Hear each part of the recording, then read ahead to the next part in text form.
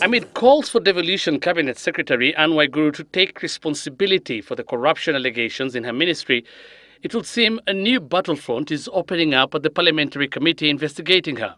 Public Accounts Committee Chair Nicholas Gumbo incensed by a section of Jubilee MPs led by Majority Leader Adan Duale, who questioned the credibility of the ongoing probe.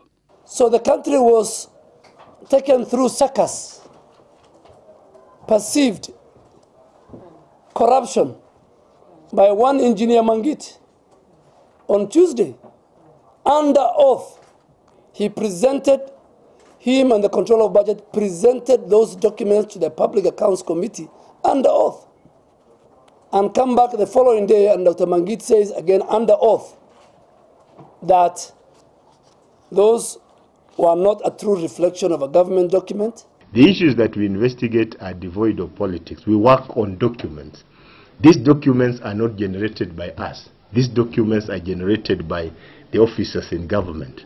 Duale called for action against Devolution Principal Secretary Peter Mangiti for tabling a document before the committee outlining inflated procurement transactions and later withdrawing it. And he went further to call it a trend that is gaining ground in the Public Accounts Committee after Controller of Budget Agnes Odhiambo's recent withdrawal of her statement that she never approved the Eurobond accounts. I think, of course, they are trying to be preemptive, to try to find grounds for declaring any report that we will produce null and void, which for me is panic.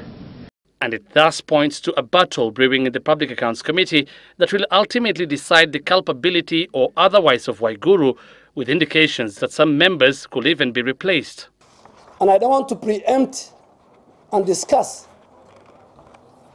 issues which are before a committee, but I'm sure the recommendation that that committee will bring, Engineer Mangit, what he did is not provided for in the Constitution. We have to decide this fight against corruption. Is it sugarcoating or we are serious about it?